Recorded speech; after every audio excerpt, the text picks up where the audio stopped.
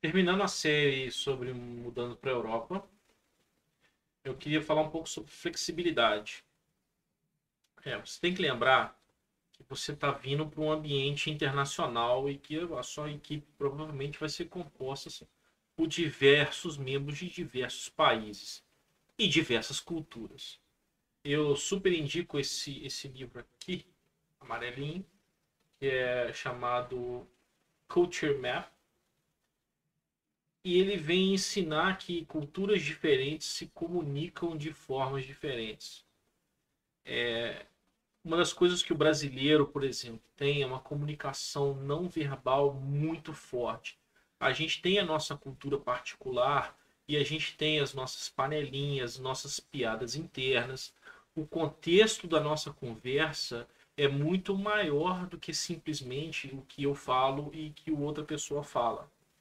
Isso acontece com outras culturas. Por exemplo, o americano já não tem contexto nenhum. O americano ele presume uma conversa transparente. O americano normalmente ele tende a ser muito explicador, ele tende a entrar muito nos pormenores do que é dito, porque ele prefere uma conversa sem o contexto não verbal. Aquilo que é dito é melhor do que aquilo que não é dito. O indiano, por exemplo, já é uma conversa como a brasileira, extremamente cheia de contexto não verbal. O problema é que o contexto não verbal brasileiro e o contexto não verbal indiano são tão diferentes que aquilo que não é dito pelo brasileiro pode ser entendido como outra coisa completamente diferente pelo indiano e pode ofendê-lo ou pode ofender o brasileiro.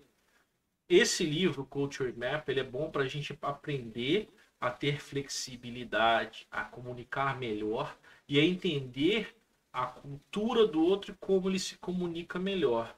É muito bom para o brasileiro, por exemplo, não se ofender quando um russo não ri das suas piadas. E o russo, para ele não se ofender das piadas do brasileiro. Para finalizar o assunto de mudança para a Europa, eu queria entrar também num outro assunto que são as pequenas coisas. A Europa tem um clima muito diferente do brasileiro. E principalmente a parte norte da Europa, Dinamarca, Holanda, Bélgica, esses países mais ao norte, eles tendem a se alimentar por pura necessidade de comer.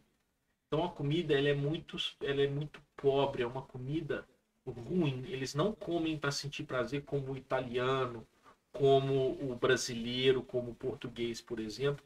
A gente come para se fartar, a gente come para sentir prazer. Comer é um prazer. Pro nórdico, pro holandês, pro alemão, pro austríaco, pro norueguês e pro sueco, comer é uma necessidade fisiológica. É como ir ao banheiro. Então, vindo para cá, saiba que a comida vai ter um gosto diferente. E o clima? Bem, eu poderia falar por 10 horas sobre o clima da Holanda. Eles têm praticamente 50 termos diferentes para 50 chuvas diferentes. Se o pingo cai assim, tem um nome. Se o pingo cai um pouquinho assim, já tem outro nome. Se o pingo é grande, tem outro nome. Se o pingo é pequeno, tem outro nome. Se é pingo grande com pingo pequeno, é outro nome. Porque chove muito. Chove muito. O normal do clima aqui é o clima cinza. Tendo em vista a cultura, a comida e o clima, o impacto é grande. A gente pensa, clima dá para controlar, a comida dá para contornar, a cultura dá para contornar.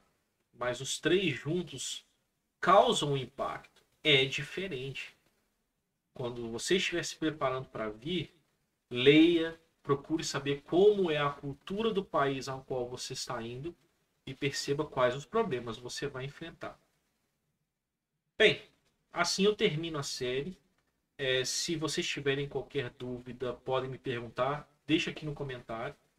Eu não vou pedir para se inscrever, não se inscrevam. Eu não prometo produzir outro vídeo, não prometo falar mais nada. Eu fiz esse vídeo porque deu uma boa audiência no Medium o texto que eu fiz. Eu queria fazer ele em português para explicar para amigos e conhecidos como que é viver na Europa. Muito obrigado por me apoiar até aqui, por ter tido paciência, e a gente se vê na próxima. Tchau, tchau.